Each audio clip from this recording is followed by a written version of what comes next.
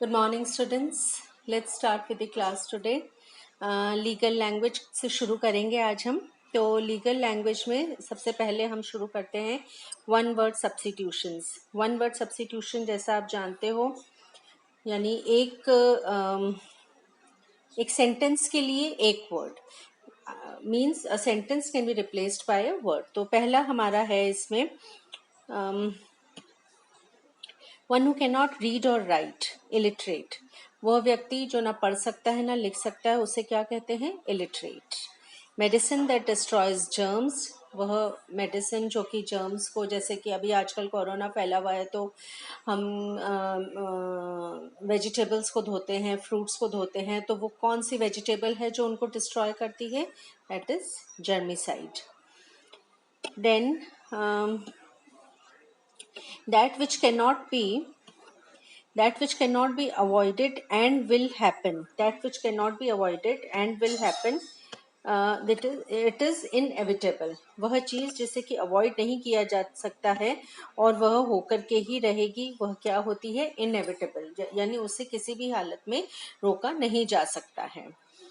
That which can not be seen, वह होती है इनविजिबल, जिसे देखा नहीं जा सकता. जैसे कि गॉड्स ब्लेसिंग्स उनको फील किया जा सकता है, they can not be seen. तो ये एक एब्स्ट्रैक्ट चीज होती है which can not be seen, invisible. फिर है सर्टिफिकेट ऑफ एनरोलमेंट और वर्क, इसको कहा गया है लाइसेंस. तो सर्टिफिकेट ऑफ एनरोलमेंट और work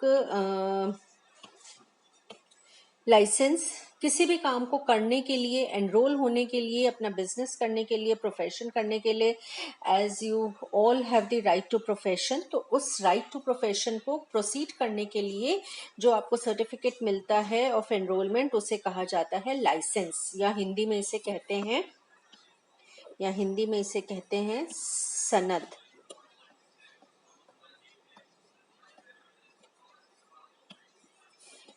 hand written copy, manuscript, हाथ से लिखी गए कोई ग्रंथ है या कोई भी आपका कोई भी डॉक्यूमेंट है, कोई बुक है, या जो भी हाथ से लिखी गई है उसको कहा जाता है मैन्यूस्क्रिप्ट. फिर है state of girl being unmarried, वह है मेडनहुड.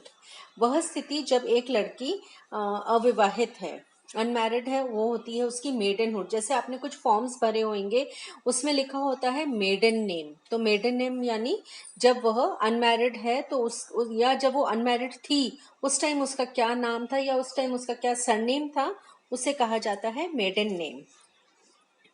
फिर आता है स्टडी ऑफ कॉइन्स, न्यूमिस्मैटिक्स यानी स्टडी ऑफ कॉइन्स, जो कॉइन्स के बारे में पता करते हैं, या जो जिनके पास कॉइन्स की ये मुगल पीरियड का है, ये पुराना कॉइन है, या ये राजाओं के टाइम का कॉइन है, ये हमारे गंगा सिंह जी के टाइम का कॉइन है, या जो भी हमारे कॉइन्स की स्टडी होती है कि ये किस पीरियड को बिलोंग करते थे, ये सारी इसको कहा जाता है न्यूमिस्मैटिक्स.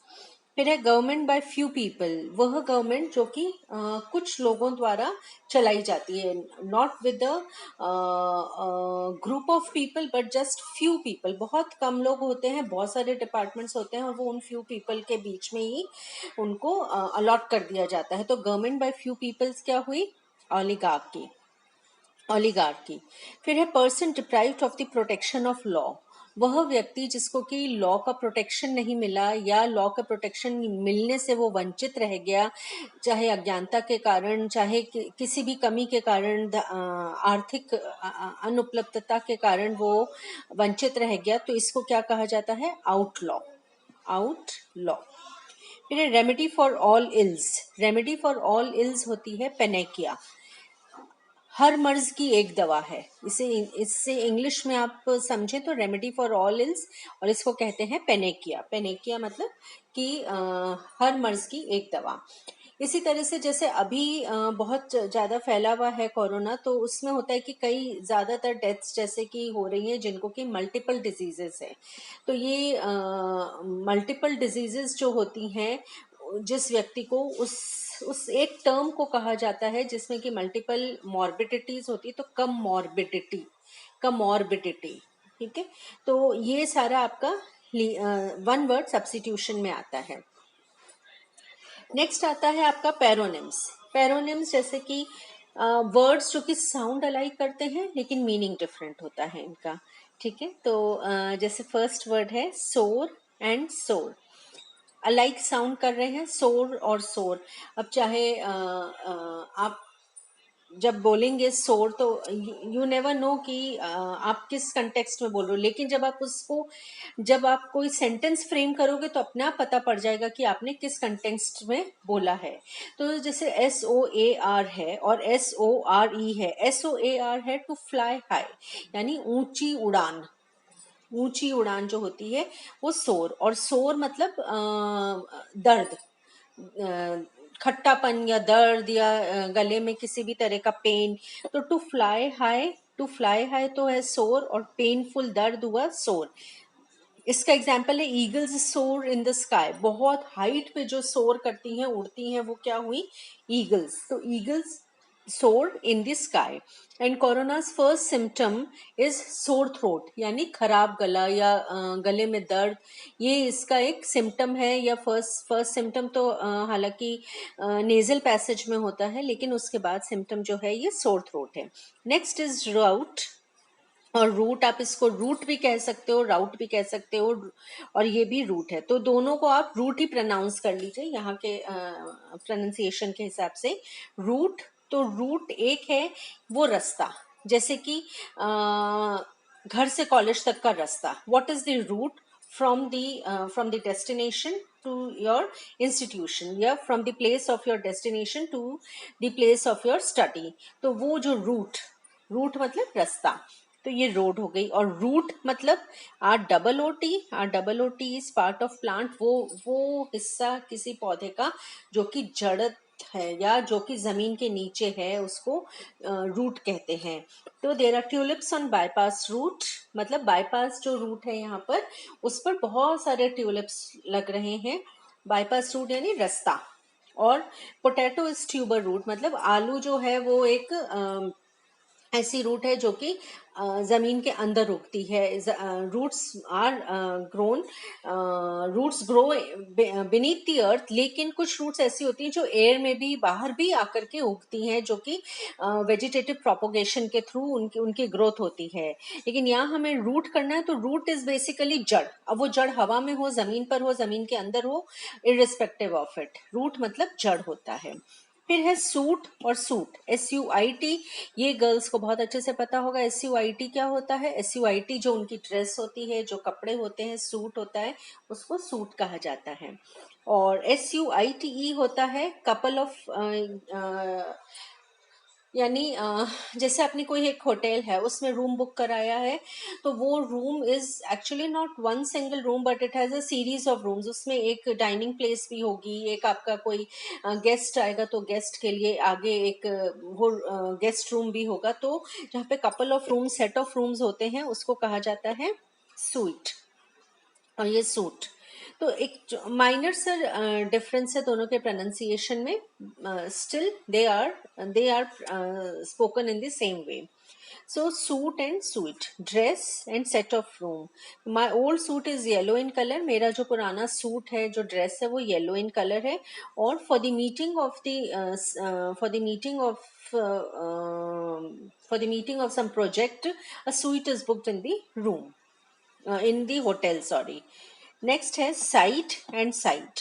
साइट मतलब कोट करना। कोट करना यानी किसी के रेफरेंस को कोट करना, कोई एग्जाम्पल को कोट करना, एग्जाम्पल देना। और साइट SITE मतलब लोकेशन, कोई एक ऐसी लोकेशन, जैसे कोई कंस्ट्रक्शन का काम चल रहा है, तो जयपुर हाईवे मेरी कंस्ट्रक्शन साइट है, SITE है। और CITE है कि उस लॉयर ने जजमेंट देते टाइम में उन उन कोटेशंस को साइट किया, या ये साइटेशंस उसने उस जजमेंट में कोट की थी। तो इसका सेंटेंस है कि lawyers usually site the cases with an example. जो लॉयर्स होते हैं वो एग्जाम्पल को साइट करते हैं, वो केस को साइट करते हैं एग्जाम्पल्स के साथ। और the site for building of hospital is approved.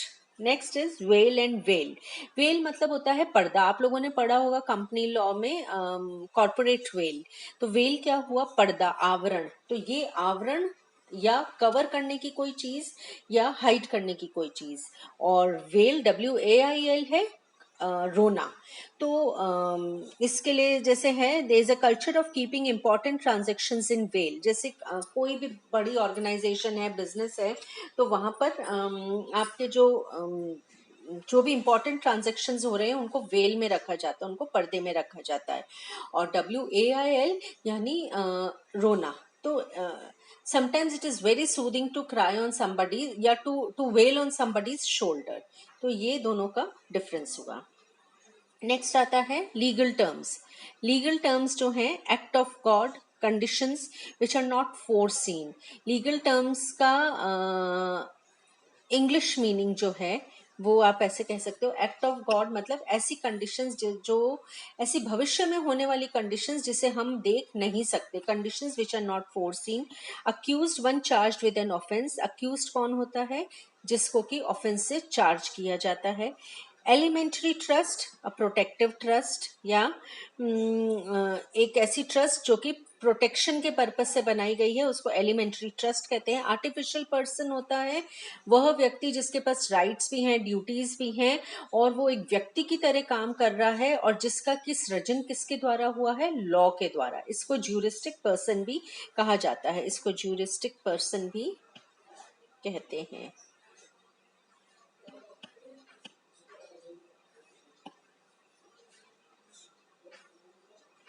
तो आर्टिफिशियल पर्सन है a body recognised by law having rights and duties also called as a juristic person. Next आता है अटैच, टू सीज और to take property into the custody of law. जैसे कहा जाता है कि इसकी प्रॉपर्टी अटैच कर ली गई है, यानी उसकी प्रॉपर्टी जब्त कर ली गई है या ले ली गई है, किसमें? कस्टडी ऑफ लॉ में। तो इसको अटैच कहा जाता है। नेक्स्ट है लीगल मैगजीम्स। लीगल मैगजीम्स क्या होती हैं कि ये इस तरह की टर्म्स हैं जिनको कि लीगल लैंग्वेज में यूज करते हैं, ड्राफ्टिंग के लिए यूज किया जाता है। और इनसे कुछ ऐसे फॉर्मूलेज या डॉक्ट्रिन्स जैसे हमारे यहाँ हम लोकोक्तियां कहते हैं, उसी तरह से लीगल मैगजीम्स होती हैं जिनको कि फॉर्मूलेज की तरह या डॉक्ट्रिन्स की तरह या प्रिंसिपल्स की तरह यूज किया जाता है। तो कुछ कुछ लीगल मैगजीम्स हैं जैसे absolute sententia expositor non indigent. Absolute sententia expositor non indigent यानी प्लेन लैंग्वेज या absolute language, it needs no interpretation.